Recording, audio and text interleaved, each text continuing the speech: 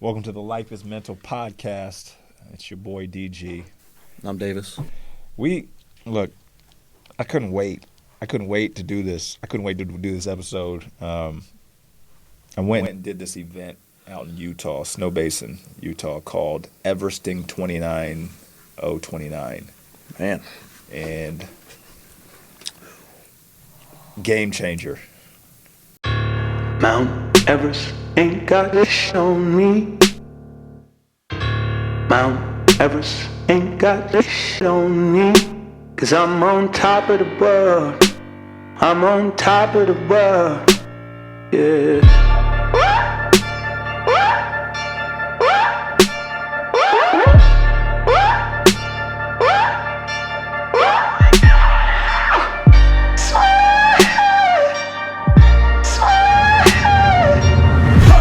First, how did you come across, because this is just an insane feat to even think about doing.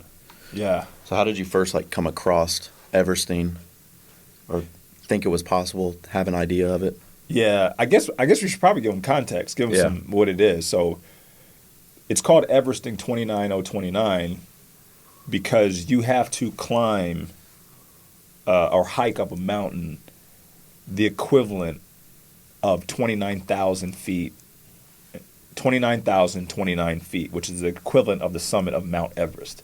So this particular mountain that we were going up in Snow Basin, Utah, you had to go up 13 times to hit 29,000 feet. So kid I went to high school with, shout out Adam Heinzig. He lives in Utah now, but he's good friends with Jesse Itzler. Jesse Itzler is the one who's co-founder of Everesting 29029. Everybody knows him. He wrote the book Living with a Seal. Yeah. His wife founded Spanx. He's the one who put David Goggins on. Yeah. Right? So I've known who Jesse was for a while, but my buddy from high school knew Jesse and had been doing these events. And he's like, dude, you got to do it. You got to do it. You got to do it. I'm like, all right, whatever. Then another guy who I'm friends with, who's kind of in the same industry of self-help, self-development, coaching, he did it last year. And he was like, man, it's the hardest thing I've ever done in my life. And I'm looking at him like, how hard can it be? You just got to walk up and down a mountain. I'm like, are you kidding me? I can do that. So I thought about it. That was in August of 2022, but then it went on sale in December. Yeah. I'm like, you know what? It was almost like my higher self was like, you got to do it. And I ended up buying it, and I decided to do it. So I was in December, and the event wasn't until August. And what is today? Wednesday? I just got back on Sunday. What made me do it? I guess, I can tell you this.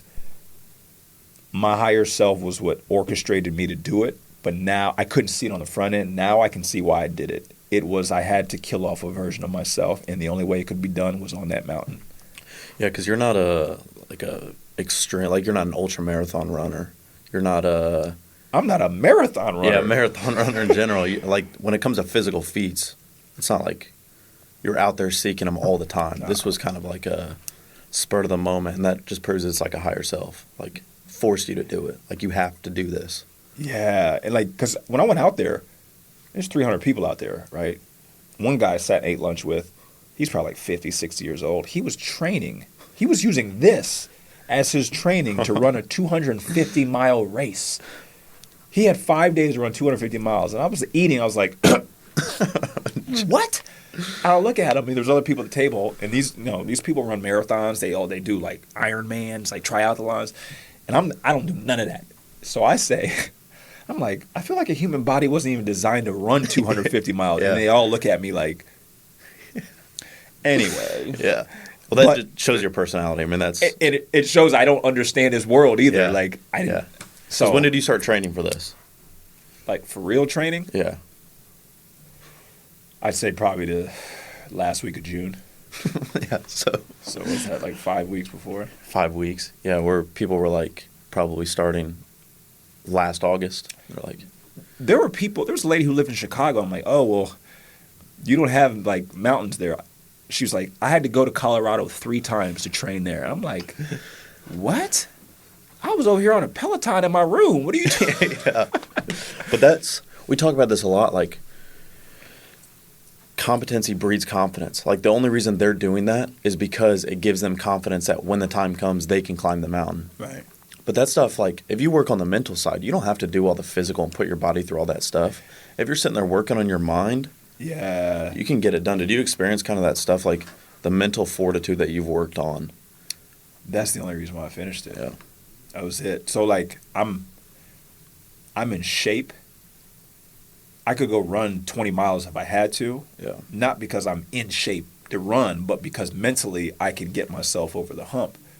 And I realized, like, I'm actually physically probably not equipped for this as much as these other people are, Yeah. right? But it was because mentally I'm over-equipped for it is what got me through it. But it's funny, I was in my room, I had two roommates, and I don't know if they were cousins or brothers. They were same last name, but they looked like they were different ages looked like could have been father and son, but they weren't father and sons because they each had their own kids. But we were in the room, and I had this water bottle right here, right? I had this water bottle, and I went and bought a carabiner. I'm like, I'm going to hook it onto my camel pack, and I'm going to be hiking up this mountain. So this is to let you know how little I knew. So they were like, are you bringing that water with you? And I could tell by the way they were asking, like, this motherfucker crazy. And I'm like, no. Yeah. I'm not bringing this. No. And then they were like, you're wearing pants on the mountain? And I was like, no, I'm just wearing these to change. Yeah. Play the part. Play the part. And I'm just, I told Carly, I told my wife, I'm like, I'm so out of my wheelhouse right now. Like, it'd literally be like you showing up to the basketball court and you got on Tim's, some jeans. Like, Yep. Yeah. That, because, like, it was like a week out. Durango's over here, too. I'm just saying this because we were laughing about it. Like, it was a week out, and they sent out an email of all the stuff that you need or recommend that you need. And it was like, I mean, you can go down the list because you read it, but it was like, you were like, don't have that, didn't even think of that. And it was like all these things that they were like, here are recommendations and suggestions to help you along your hike. Man. And DG was about to show up in his Life is Mental shirt and his Nikes and climb this mountain. Dude, I was getting, not clowned, but these people who this is what they do for a living, like one guy, as a matter of fact, I think it was the CEO. I rode with him, and we ate, but I changed my shoes in between when we rode and when we ate, and I put on my Brooks, my running shoes. And he was like, are these the shoes that you're wearing? Those were the shoes I was going to wear, though. I was going to until Carly was like, here, you need to get some hiking shoes, probably. And then this other guy was like, I was wearing some Nikes, like the same ones I hoop in, some Nike socks. And he was like, so you got the tube socks on today, huh? But it just shows you, like, how far off I was. Yeah. And I'm not going to say it made it harder for me, but it provided more resistance for me because I maybe wasn't as equipped as everybody else. But I can see now that I wasn't supposed to because that was the resistance that I needed to break some parts of me down. But so that was all before. All these people were like questioning, what you're wearing, why you bring that. That was before. So let's go I guess you get there in Utah, you land, first night. Where are you at, I guess, mentally with everything? Because this is an incredible feat. Like, where are you at mentally at the bottom of this mountain? Dude, I was so ready. I was so like, I don't care. Like, I'm built different. Life is mental. I'm DG mindset. Y'all can't tell me nothing. I was so ready. I slept like 3 hours the night before. I'm like, I don't care. I'm ready to get up on this mountain. I'm ready. This mountain ain't standing. Remember I was telling y'all, this mountain ain't got nothing on me. Yep. And then it was time to start. And I wasn't at the front. I wasn't at the back. I was kind of in the middle.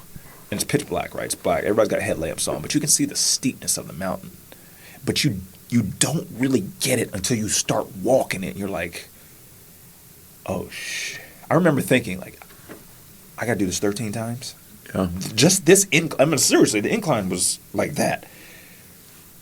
And I had to remind myself, slow down. Slow down. I called Carly up on FaceTime, right? They're like, the day before, they were like briefing us, telling us like what to expect nutritionally and what to wear. They're like, on average, it should take you about 2 hours. If you could do 2 hours and 25 minutes a lap or ascent, Wow, yeah. you'll get done in the 36 hours. And I'm like, because you only had 36 hours to get it done. Yeah. And I'm like, oh my gosh, like that's simple. So I'm crossing the finish line, and I had done an hour and 9 minutes on my first one. I call Carly up. I'm like, you married the baddest mother on the face of the planet. How does it feel to know that your husband? I'm like so like arrogant and so Man. like I'm like, this is gonna be simple. I'm gonna be done with this before the day's over with. Was I wrong? Wow. Humble, hot. I mean, it was like on a plate, humble pie with ice cream and whipped cream. Yeah. I mean, I got served it Yeah. hot humble pie after that. And So that was after the first lap. I did the first lap started at 6 a.m. At like 12, I took a break and ate lunch. So I did 4 laps. I did 4, 8, felt great. Then I did 2 more. Yeah. Right, to put me at 6. And then after 6, I started feeling bad. Like, bad. Like, I've never felt like this in my life, ever. Did you realize you were feeling sick, like, or was it kind of just like your body was breaking down? Well, on ascent number 6, I started to feel, like, exhausted. Yeah. And I'm like, okay, what do you expect? It's Yeah. 4 o'clock in the afternoon. You've been doing this for 10 hours. Of course you're tired. Yep. I'm like, but the way my mind works is, we gonna grind it out. Fuck Yeah. it. Let's do what we got to do. Yeah. And then I was like, I started the 7th. And the first, so there's 3 aid stations on the way up, right? Mm-hmm. So when you get to the very top, there's an aid station. And then kind of like a third of the way down, there's another aid station. Another third of the way down, there's aid station. So on average, it was taking like 30 minutes to walk to Yeah. each aid station. The first aid station, from when you start to when you get to the first, it's just like the whole time. Straight incline, straight dirt. We gotta pop in a video here in this because you sent a video kind of on the day of, and it was like you sent a video of the hill, but when you're looking at the hill, you're like, let me see what it looks like when people go up, and you had to zoom in. It's little and you're dots, right? They look like ants. Yeah, you're like, those are the people, Dude. and I saw it. I'm like, that put the whole thing in perspective because they look like specks of dirt on this mountain. Yes. So I kept telling myself, just got to get to the first aid station. Just got to get to the first aid station. Yeah. I couldn't walk more than like 15 feet without stopping and keeling over. Like, I'm like, there's no way. There's no way I'm going to make it to the top of this mountain. I'm going to die up here. I made it to the first aid station. I took some water. I ate a banana. I wasn't feeling like I needed to. That's why I was Yeah. feeling this way. Yeah. So anyway, I'm like, okay, let's get to the second aid station. Still pretty steep, but there was parts where it kind of evened out, and then it would go back up again. I'm like, if I can just get the second aid station. I get there, and then right after the second aid station, there was the part that was, I'm not lying to you. The incline on the first part was like this. This one was like this. Wow. It was like walking up a cliff, but it wasn't as long. It would take like 2 minutes to get up to the top, and I'm like, oh my gosh, I can't do this. There's no way. So I start to go up, and I lose my balance. Like, I lose my bearings. Mm-hmm. And I can feel myself start to, like, fall back. And I, like, hurry up and put my foot there. And there's a dude in front of me. And on our bibs, you could see what your person's name was. And this dude in front of me, his name is Sweet Pea. And as I'm, like, starting to fall back, he, like, looks back behind me. It's divinely orchestrated. He looks back behind me. He's like, big country dude, big old long beard. He looked like, what's the guy's name off of, like, Duck Dynasty. Yeah. Big dude, tattoos all over him. He had a sleeveless shirt on. He was like, you all right, DG? And I'm like, just to let you know, this is pride. This is the ego, right? Yeah. When I was walking, I was feeling good, and there were people who were hurting. I'd be like, you okay? And they'd be like, yeah, I'm just lowering my heart rate. So when he asked me, he's like, DG, you good? I'm like, yeah, I'm just lowering my heart rate. I'm about to die. Yeah. That's really I'm not good at all, right? Trying to feel my heart rate. So I tell him I'm good. And I started to notice, like, he would walk up 15 feet and then wait for me to catch up. Mm-hmm. DJ, you good? Yeah, I'm good. And he'd walk up, and we did this for the next 45 minutes, 50 minutes. Wow. He literally was my escort. Wow. And he never said to me, hey, I'm going to stick with you. I'm going to help you out. He never said that. It was almost like it was unsaid. It was almost like it was like, I'm your guide. I'm going to be here for you. I'm not going to let you slip. I'm not going to let you fall. Yeah. But you're going to have to do this on your own. And when I got to the last curve, because it went up, and then it curved, and you went up to the finish line to get on the gondola, he stopped, and I kept going, and then I never saw him ever again. Wow. I never saw him again. I never saw him again for the rest of the time there. And I started to realize, I was like, I got on the gondola ride, which we gotta have that video in there, right? Hey guys, quick break here. This podcast is brought to you by our sponsor of Life is Mental University. Are you looking to tap into your true potential and transform your life? Look no further than the Life is Mental University. With our expert courses by myself, DG, you'll learn the secrets of manifestation, made easy for you to understand. You'll learn how to heal your inner child. You will learn how to become all that you're truly capable of being. Our courses are designed to guide you along your journey of self-discovery, helping you to find out who you truly are. Don't miss out on this opportunity to unlock the power of your mind and turn your dreams into reality. Visit Life is Mental University today and start your journey of transformation.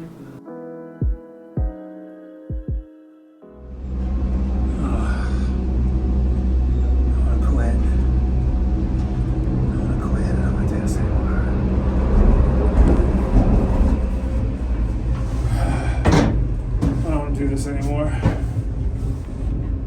quit. Oh my gosh. This is the hardest thing I've ever done in my life. Man. I quit. Yeah. I told myself, I'm done. I'm finished. I had already started to tell myself the narrative of what I would tell everybody when I came home. What I would tell you when I got home. So I called Carly up on FaceTime because there was nobody around. I'm crying like a 6-year-old little boy. And I'm like, I can't do this. I can't do it. I said, I'm going home. I'm coming home. I'm going to buy a ticket. I'm coming home tomorrow. I can't do this. I can't finish it out. I had already spun the narrative in my mind. It's okay. Wow. It's all right. You tried. You gave everything you could. You don't do this. You're not an ultra marathon runner. You don't hike. I had already started to conjure up the excuses for me to weasel my way out of it. You know what's funny is, like, you self-imposed a box on yourself. And that's the one thing you talk about a lot. You're like, I hate that. I hate the boxes. I hate being put in a box. Yeah. But you did it to yourself. I did it. And I could see, and I didn't realize, because every time on the gondola down, I would take a video. Yeah. On the way down, I could see, like, oh, I did 1. Yep, I did 2. I did 3. I did 4. I have 9 more left. Wow. I have 8 more left. It shifted. Yeah. I was feeling good. I was looking at how many I had done. And then when you could start to see the fatigue setting in, I started to look at how many I had left. And that's where I messed up at. Wow. How many times do we do this in life? We look at what we don't have instead of what we do. Yeah. And the mountain was showing me, like, bro, shift your perspective. Stop looking at the fact that you got 7 and start looking at the fact that you fucking done. Yep. Here's that 6 so far, right? You've done 6. Stop looking at the fact that you have more than.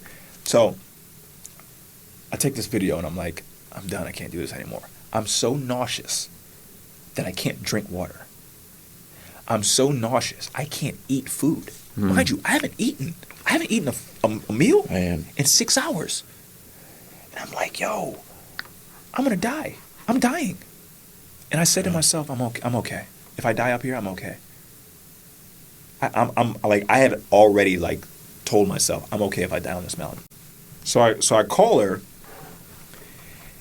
and she was in the room with the kids, and when she picked up the phone, she was like, she thought I was kidding, because the last time she would talk to me, I was like, you married the baddest mother, and now here I am crying like, I can't do this anymore. I want to come home.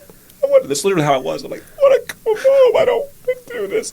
And she runs out of the room because she doesn't want kids to see it. Yeah. And she's like, no, don't do it. She's like, you're just tired. Don't do it. She's like, do not do it. You will feel worse if you come home than what you feel right now. And I told her, I don't want to get emotional, but I told her, I was like, only a soulmate knows what your soul needs to hear. Bro. She knew I didn't need to be shamed. She could have easily been like, come on, D, what are you talking about? Come on. Like, no, she came from a place of like, she held me accountable, but she also didn't shame me either. So, Man. I make it down off the mountain, right? And I'm like, I gotta eat. Of course, I go to, it's a buffet, right? I get to go play. I go to get the buffet. It's like I don't know what it is, right? All the meals were great, but this one, it was like Asian, like noodle night. I'm like, I'm not getting no noodles. I'm not gonna sit here and be trying to eat no noodles, slippery noodles in my mouth, right? So I get some rice. I get some brown rice. And then I get some carrots with some peas in it. And then I get green onions because I'm like, there's nothing else. I'm like, I'm not putting tofu in this. I don't eat meat. Like, and it had all these sauces, like soy sauce in me. I'm like, I'm not eating none of that. So I go sit down, right? And I'm eating it. It was like I was eating styrofoam. Yeah. My mouth was so dry, I couldn't eat it. And I was so nauseous. I'm like, I can't eat this. Mind you, in these tents, there was no chargers. So my phone is about to die. I'm like, I gotta charge my phone. So I go to the recovery room where they got these Normatec boots. They got masseuses in there. It's like the best. Yeah. So I'm like, I'm gonna go in here. I'm gonna charge my phone up and I'm gonna do recovery. Now, mind you, my buddy who had did it a year ago, he was like, do not go to the recovery room. He's like, I see people go in there and it's a trap. Yeah. They go in there and they stay in there for hours and they never finish. So I'm in my mind like, I can't go to the recovery room. Do not go to the recovery room. Do not. And the universe made me go to the recovery room because that was the only place I could charge my phone. Yeah. And by sitting in that chair for 45 minutes while my phone charged and I got treatment, that's what gave me enough life to even continue on. So I say that because it's funny like how so often we'll listen to what somebody else tells us. Yeah. But it's like, bro, you got to follow your own path. Because what's in my life may not work for you in your life. Yeah. And I was listening to what other people were telling me to do because I myself didn't know that I didn't know what to do, but we all know what to do. That's why we have this thing called intuition. Yeah. And I wasn't listening to it. Yeah, his perception became your perception until the universe forced it. The universe was like, you have to go. You got it. So I went, sat in there, and now mind you, I'm running a fever. I'm freezing cold, right? And the room was freezing. I'm sitting in this chair, and I'm like, ugh. I'm like, okay, if I can just get to 25% charge. And I look over my phone, and it says 28%. I'm like, I'm like trying to get out I'm aching, right? So finally, I'm dirty as hell. I'm like, I can't go lay down like this. I can't go lay down right now. It's like 7:30 right now. I'm like, I can't go lay down. I got to figure out a way to take a shower. My feet are hurting. My legs are just aching. I walk down the tent, and I walk down. You got to walk down the hill. Yeah. I get my stuff. I got to walk back up the hill to the showers. They have, like, portable showers. And I'm like, I get in the shower. The shower feels so good. So the water is like angels showering me, right? So the water goes cold then. Like, it all of a sudden goes cold. I got soap all over me. I'm like, then the words that come out of my mouth, like literally, like I was observing myself showering, and all I hear is, "Are you fucking kidding me?" So dry off, go back to the room, call Carly up, and I'm like, I gotta go to sleep. And I'm laying on my side with my phone on speaker like this, talking because I can't hold it. And she's like, "Yeah, you just need to go to sleep. You need to go to sleep." So I go to sleep, but I don't really go to sleep, and I'm realizing this as I'm telling you, I hadn't eaten. So I was essentially fasting. Yeah. And when you fast and you get into a transcendental state, a meditative state, you will have mystical experiences. So here's what ends up happening. My roommates weren't there. They were on the mountain still. Because they told us the day before, if you stay on the mountain as long as you can, at least till midnight before you come off, and then that'll give you an opportunity to see, like, should I keep going or should I stop? Yeah. So there was nobody else in the village, in their tents, and I lay down, and it's quiet. And I lay down, it was like 8:41. And then all of a sudden, I start having like a conversation with my roommates. Like that aren't there. They're not there, but I'm literally having a conversation with them. Now, mind you, remember earlier, 14 hours earlier, they were telling me, like, are you going to bring that water bottle? Or are you going to... So I had assumed them as being the authority when it came to hiking because this is what they do. Yeah. They were from out west. They hiked before. So I'm having a conversation with them, and they're like, yeah, you needed to sleep.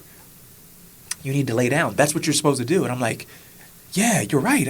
Yeah, I need to sleep. Yeah, that's why I'm laying down. Yeah. And I came to, and I roll over and I look at my phone, and it says 11:11. And I look up for my roommates, and they're not in the room. Mm. And I'm like, what the fuck?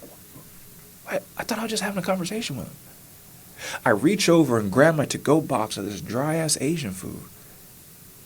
And I start eating it like a hyena on a zebra's carcass. If you could have seen me, I was like I wish we had rice a all in video my of this. beard. I'm like laying down like. I get this jug right here. I felt like Popeye. Remember Popeye Yeah. when he's tied up and he's got the spinach and the spinach gets in there. And all of a sudden I'm like, and it's like 11:19. I'm like, I'm going out there. Yeah. I'm going to go out there in the middle of the night. I'm going out there when the majority of the people are coming off the mountain. I get up on the mountain at 12:01. It was just me. There was nobody else out there. I mean, it's pitch black. I got a headlamp on. I turned my headlamp off, and I just walked. Wow. So what number is this going up? I'm going up. This is number 8. 8. I'm going up. It's cooler. It's not as hot. Yeah. I'm on that first steep slope. I hear. I'm like, that's a dove. That's a dove. Now, my spirit guides have let me know for the last 3-4 years, like, they come to me in the form of doves. Mm-hmm. I see doves all the time. And it's always when I'm thinking about certain things. This time I couldn't see the dove because it was pitch black, but I heard it. Mm. It didn't register, though. Yeah. So I'm walking up this mountain, and I have this immense feeling of gratitude and bliss. Mm. And I start, like, crying tears of joy. My legs didn't hurt. I wasn't tired, like nothing. And I start thinking to myself, how lucky am I right now that I'm on this mountain, that I'm having this experience as a human being, that I get to, like, just be here right now. And I'm walking, and it's just like, and all I can hear is my footsteps. I can't really see. There's little faint lights of, like, the guide where to go. And I get done with the 8th lap, and I'm like, I'm going to go do one more. It's like 2 o'clock in the morning. I'm like, I'm going to do another one. I feel good. So I go back up. And the gondolas are going, but you can't see them. You can only hear, sorry, you can't see them because it's dark. Yeah. You can hear them faintly, like, you'll hear, like, I'm like, oh, there's the gondola, but you can't see it. But there's one gondola that has, like, Christmas lights in it. Mm. And you can see it way off in the distance. And mind you, there's probably like 100 gondolas that are, like, staggered. And I'm like, I'm looking at them like, I'm going to get on that gondola. I don't know how, but I'm going to get on it. It's going to line up perfect, and I'm going to get on it. And I walk up, right? And I'm getting done with the 9th one. And I'm at the aid station. I got to go up a hill to get to the gondola, right? And I look, and there's the gondola with the Christmas lights in it. And I'm like, if I run right now, I can catch it. With what little I had left, I'm like running up, and I get on it at the last minute. And I get in, and it's playing Justin Bieber, Intentions, with Quavo. Yep. It has a disco ball. Like, when I tell you, I was... Hell of a song to hear when you're down and out, 9 laps in. And I'm like, I'm sitting on this thing, I'm like, I'm vibing out, right? I'm like, never need no power. Right? I don't know the words. Yeah, don't need to. Don't need to at this point. But I realized intuitively you were intentional. Yeah. You set the intention going up, I'm going to get that. You need to be more intentional with this whole mountain. Yeah. See, that's what arrogance does. This is what lack of humility. You're not intentional. You think, oh yeah, it's just coming to me. I'm just flowing. Nah, you got still. This is a intention-based universe, broski woski. So here's what's wild. I got done with the 9th. I start to feel like I did after the 7th. I'm like, and I told myself, I gotta eat. So breakfast started. I got done at 4:15. Breakfast was starting at 5. I'm like, I'm going to eat a bunch of carbs. So I'm sitting here, right? This is the way I am. This is Sagittarius in me. I'm like, why do I feel this way? So I start looking up all this stuff. they're like altitude sickness. It could be this. It says you're not getting enough carbs. Yeah. I don't know much about diet, but here's what I do know. Bread and potatoes are carbs. The next morning, they got croissants out. They got bagels. They got breakfast potatoes. I'm finna load up. I'm going to load. So here's what I do. I grab a to-go box, pile it up, because I'm going to eat now, and I'm going to go lay down, and then when I get up, I'm going to eat again. Game changer. Yeah. Game changer. But here's the deal. Just when you think you figured it out, the universe like, oh, he think he got it now. Yeah. Okay, hey, huh? Yeah, go and give it to him then. So I start going, right? So Carly calls me. She's like, she was asleep for the night. She's like, you did 2 more. Because she could see on the virtual leaderboard. She's like, when I went to bed, you had 7. When I woke up, you had 9. I'm like, I don't know how I did it. I just like had this like, and I was telling her about it, and she just didn't. You had to be there. Yeah. Right? So I go up and do the 10th.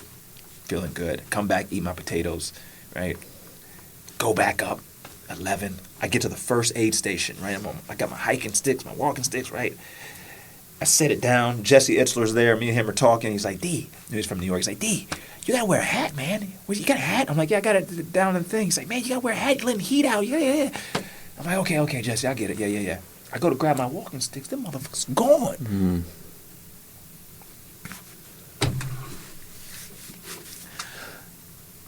Davis, when I tell you, at this point, I'm like, I ain't supposed to do this. I'm not supposed to do this mountain. Where are my walking sticks? Who took my walking sticks? Yeah. Mind you, the walking sticks have your name on them. Who took my walking sticks? Yeah. I'm looking around. I see walking sticks laying around. I'm like, oh, I could take those, but I don't know if he's the one who left his who took mine. I asked myself, what would you tell your son? We can't cry over spilt milk, so let's go and get this show on the road.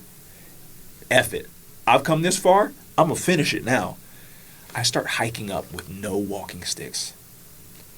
It was so much easier. Look at that, too, for example, like the macro of that. Everybody's using walking sticks.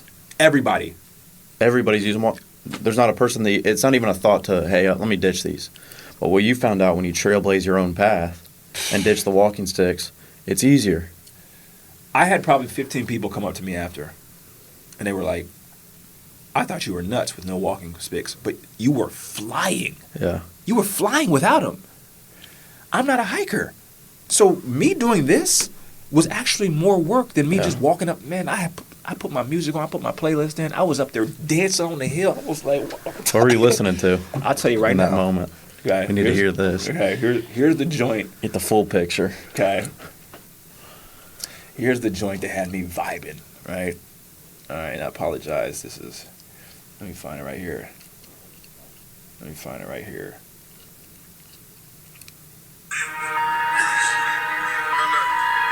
What's the name of it? Future Drake, I'm on one.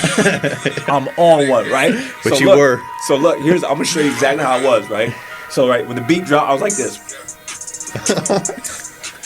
Hiking up there. I got to a point where I was like, yo, if somebody sees me, they're going to be like, yo, this motherfucker right here is crazy. But I was so locked in. I was on one, right? Yeah, yep. So then I realized, I get to the second aid station, and the dude, his name was Ronan, right? Ronan, if you see this, it's all good, bro. I told you, you actually helped me. He's sitting there drinking his water, right? And I see my walking sticks. And I was like, what do I do? Oh. I know that I don't need them. I know that he needs them. And if I take them back, what is he going to do? Yeah. But then the ego was like, I want you to know that you took my walking sticks, right? But then I told myself, I'm like, I don't need them. I just said, hey, bro, look, you left your walking sticks at the first one. You have mine. I don't need them. And the fear that set in his face was what I felt at the previous one, because he realized, I got to walk without these walking sticks. I said, don't worry about it. Keep them. I don't need them. Keep them. And I saw him later after everything was all done. He was like, bro, I saw you go up the steepest part. I told you it was really steep. He's like, you went flying up it. I couldn't believe it. I said, yeah, you actually helped me. So here's my point. I realized that the universe will always look you out, and it will throw you a bone and do you a favor, but it's going to come in the way of it looks like it's unfortunate. Mm. And that's, I'm like, I'm like, I can't lose. I can't lose. Yeah. Now that I've gotten out of my own way, I've taken care of my vessel, I'm doing what I'm supposed to, I can't lose. So I get to the top, I'm like, you got to do 13. I just finished 11. I got 12. When you put the 12th one on, you put you do 12, and when you get on the last one, you put on a red bib so everybody knows you're on your last ascent. And I kept telling myself, all I gotta do is get to 12. I gotta finish 12. I can finish 12. I can thug my way through 13. Yeah. I did that 12 on the way down. I felt like King Kong on top of that Empire State Building. Like I could taste it. Like it's done. It's over. It's finished. Yeah. And I went up and did the 13th, and on the 12th one I got emotional because I thought, like, said to myself, I was imagining what it would feel like how am I going to feel, how am I going to react, crossing over and everything, like I did it. Yeah. And then when I did the 13th, I didn't feel that. It was just like, you did what subconsciously you always knew you could. Yeah. You just had to die. A part of you had to die on the mountain. Yep. And that's why I kept saying, I'm ready to die. I'm ready to die.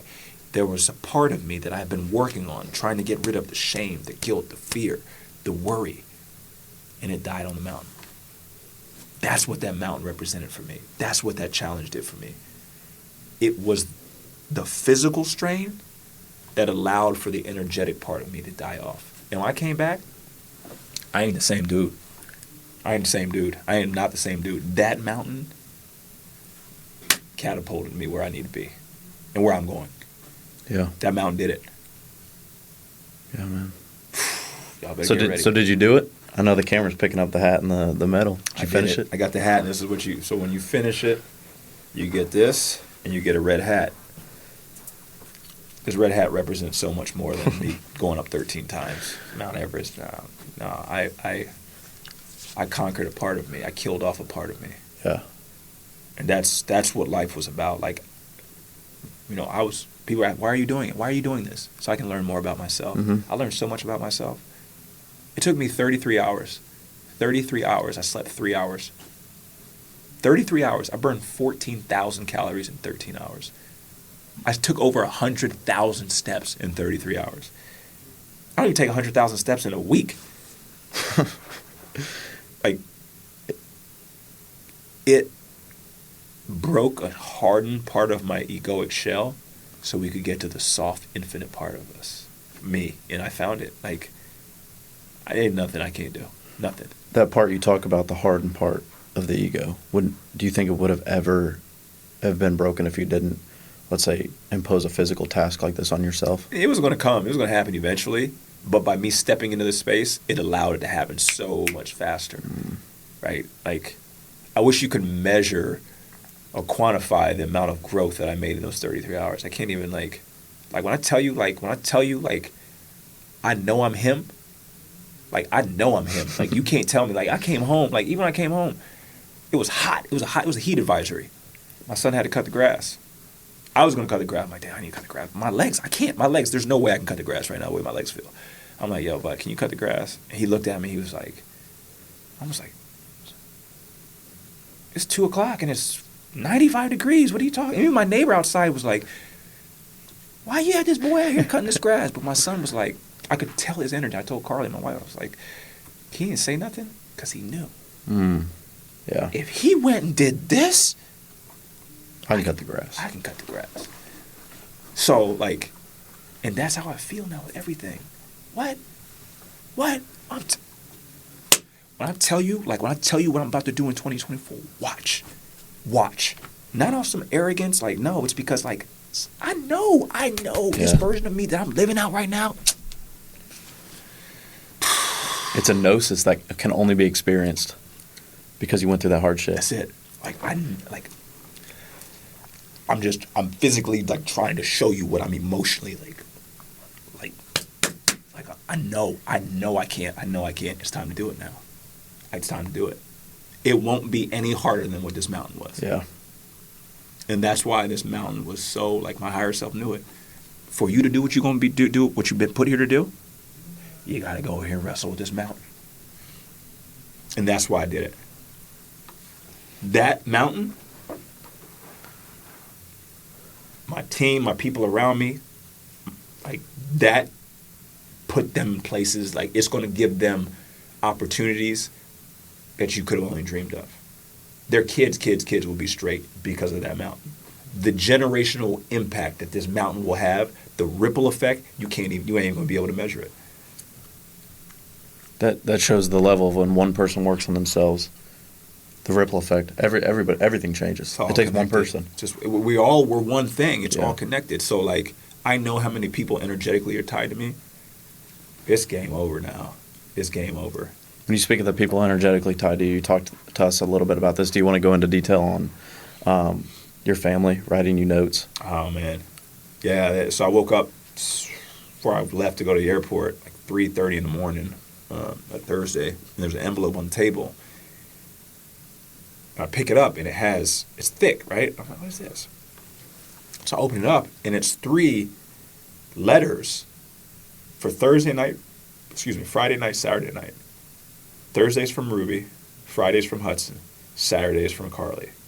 Ruby writes the first one. I should have brought it. She wrote it and she was just like, good luck, Dad, like her little 8-year-old handwriter, right? Then Friday happens. Friday was my rough day. Friday I was down bad, so I didn't read Hudson's. I didn't read it. So Saturday I wake up, and Carly's like, "Did you read Hudson's letter?" And I'm like, "Oh shoot, I forgot. Let me read it real quick." It says, "Dad, you can do this.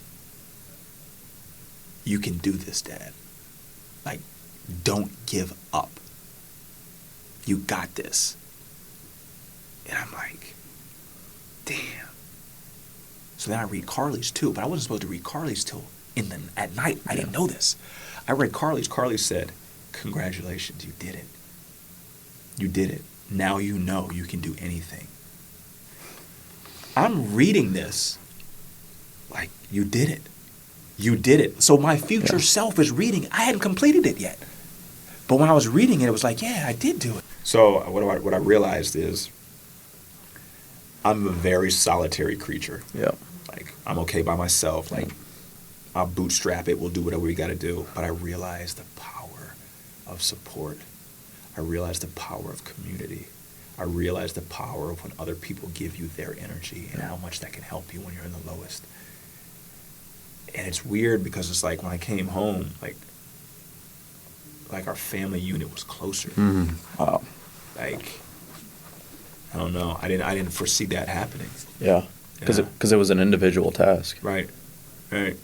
That shows you the ripple effect it can have. When one person works on themselves, those who are energetically tied will reap the benefits as well. Yeah.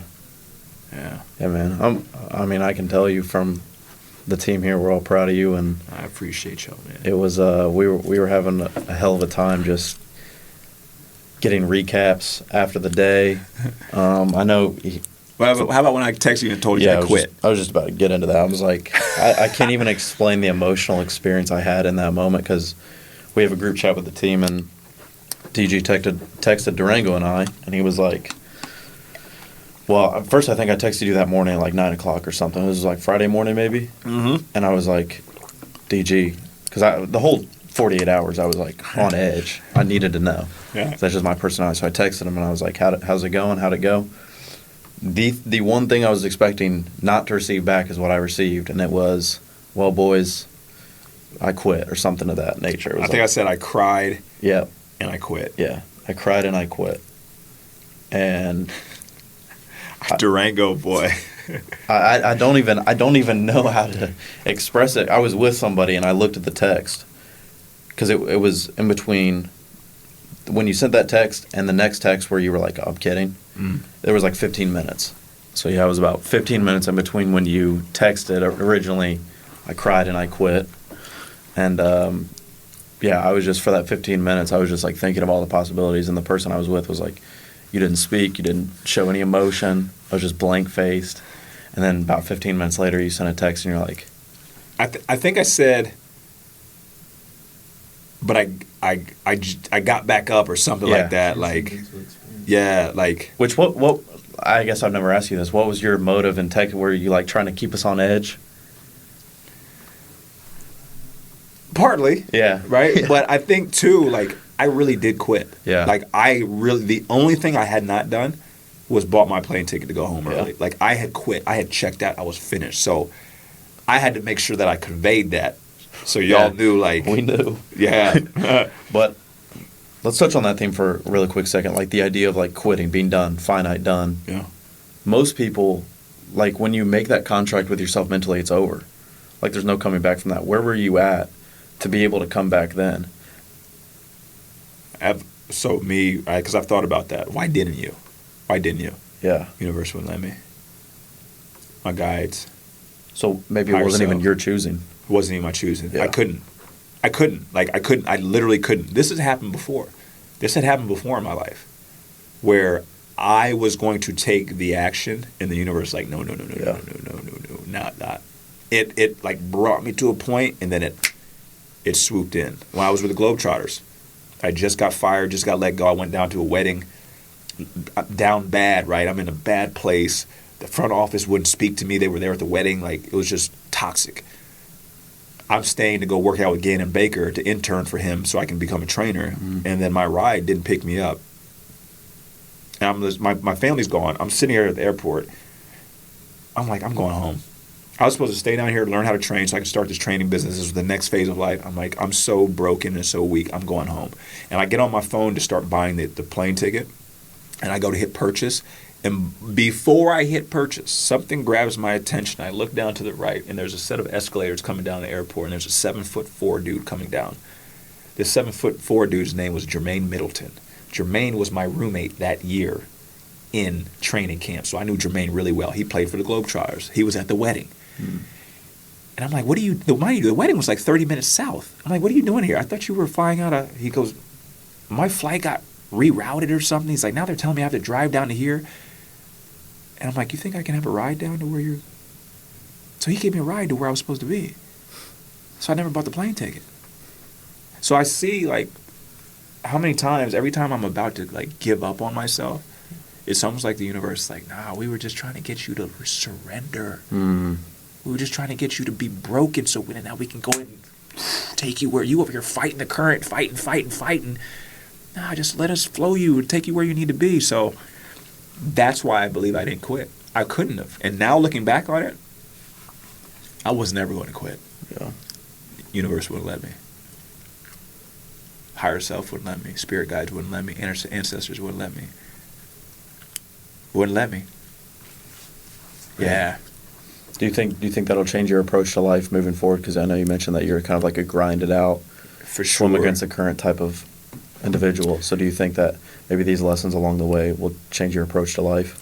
For sure, because I took notes when I was on the mountain. Every time I come down, I took notes, and one of the notes I took was take time to rest. You have to know when to use your pit stops, and you got to know when to grind it out. You know when to do it by listening to your intuition. And I know now, like, I'm okay with giving myself rest. I'm okay with giving myself more of the feminine energy instead of just being masculine. And that's the harmonious balance of life, is being able to say, like, yo, I'm chilling. Yeah. I'm chilling. It's a gift to be able to do both. Yeah. 2024 is about to be crazy. You gonna climb it again? Carly was like, I think I want to do it. I'm like, well, okay. Well, if you want to do it, I may have to be with you because Yeah. I ain't gonna let you out here just be. Anyway, so she had meniscus surgery on her knee. Yeah. So she's like, I'm just worried about my knee. I'm like, yeah, but this is where you're gonna find out more about yourself. So we're sitting at dinner, and Hudson's like, Mom, don't do it. Mom, please don't do it. Your knee's not gonna let you do it. Will I do it again? I don't know. I'm not the type to do things over and over and over again. I always want to see what's next. I want to experience a new perspective. I got some stuff on the list that I want to do. Yeah. I might mess around and go run a marathon. I might go do a darkness retreat. Mm-hmm. I don't know. I'm at this point in life, I'm looking for stuff like, what can I do to see what I'm capable of? I want to test myself. Up the ante a little bit, do something. Yeah. We moving from this poker table. We're going to the one in the back. High stakes High stakes joint. Yeah. And I want to see you go for that double champ though next year. Get 2 medals. Knowing what I know now, Yeah. I could do it. Yeah. I know now what I need to do. Yeah. So maybe we will. I don't know. Yeah, man. Well, congrats. Appreciate you. Man. I appreciate your support. You, Durango, Man. everybody. I appreciate this. I mean, we documented this. So when this documentary comes out, me and my mountains, you will see and experience what I experience. Yeah. Yeah. Well, they'll be able to find that, and I can't wait till that comes out because that's gonna be the tell all for everything, this mountain and beyond that. So Yeah. 29029, the man himself, DG, Appreciate you all. Thank professional you. mountain climber. Yeah. Get ready. I'm the first. I'm the first basketball player turned hiker. Yeah, man. All right. We appreciate you all for joining us. As always, if you enjoyed it, like, subscribe, share. You know where to find us at. All social medias at DG Mindset. We love you all.